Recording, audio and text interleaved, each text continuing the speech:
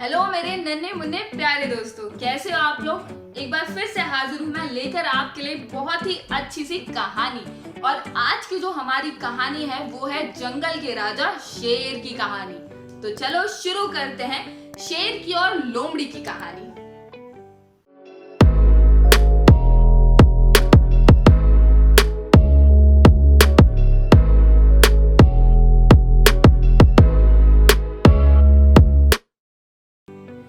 एक बार की बात है, एक बड़े से जंगल में एक बहुत ही पावरफुल शेर रहा करता था जो कि पूरे ही जंगल का राजा है।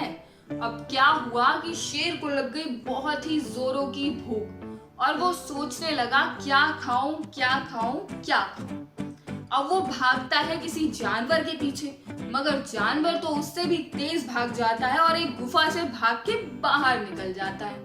अब शेर पहुंचता है उस गुफा के अंदर, सोचता है इधर ही बैठता हूँ और देखता हूँ कि कोई जानवर आएगा तो उसे अपना शिकार बना लूंगा, क्योंकि गुफा के बाहर उसने किसी जानवर के पैरों के निशान देखे होते हैं। अब क्या होता है कि शेर गुफा के अंदर बैठा होता है और बाहर से आती है एक लोमड़ी, बहुत ही चालाक लोमड़ी।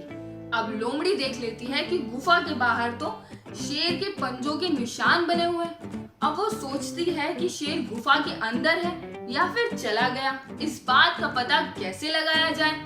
अब वो क्या करती है, वो गुफा की तरफ हाथ जोड़ के बोलती है, हे गुफा देवता, हे गुफा देवता, मैं आ गई।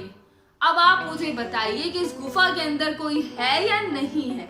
अब शेर सोचता है कि ये क्या माजरा है, क्या ये गुफा बोलती है। तब लोमड़ी कहती है बाहर से कि गुफा देवता क्या हुआ, आज आप मेरे से नाराज हैं क्या? आप क्यों नहीं बता रहे कि गुफा के अंदर कोई है या नहीं है? मैं गुफा के अंदर कैसे आऊं? अगर आप बता दो कि गुफा के अंदर कोई नहीं है तो मैं फटाक से गुफा के अंदर आ जाऊंगी।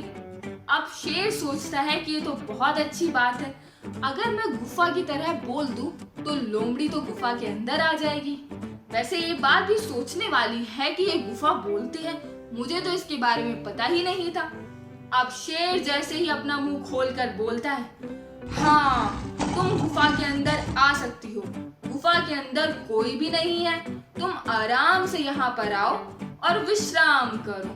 अब लोमड़ी को तो पता चल गया कि गुफा के अंदर शेर छिपा बैठा है और वो बोलती है कि शेर महाराज, आपको क्या लगता है कि मैं एकदम पागल या बुद्धू हूँ? मुझे नहीं पता कि गुफा नहीं बोलती और आप इसके अंदर बैठे हुए, मैं तो इस चीज का टेस्ट ले रही थी कि आप उसके अंदर हो या नहीं, और आप तो एकदम बुद्धू निकले।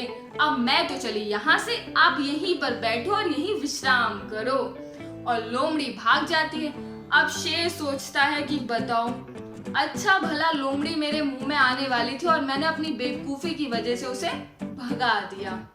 तो दोस्तों, मोरल ऑफ द स्टोरी ये है कि हमें अपने आप को हमेशा ये नहीं समझना चाहिए कि सबसे ज्यादा इंटेलिजेंट और बुद्धिमान हम ही हैं। बहुत से लोग हैं जो हमसे भी ज्यादा इंटेलिजेंट और चालाक हैं, जैसा कि शेर के साथ हुआ।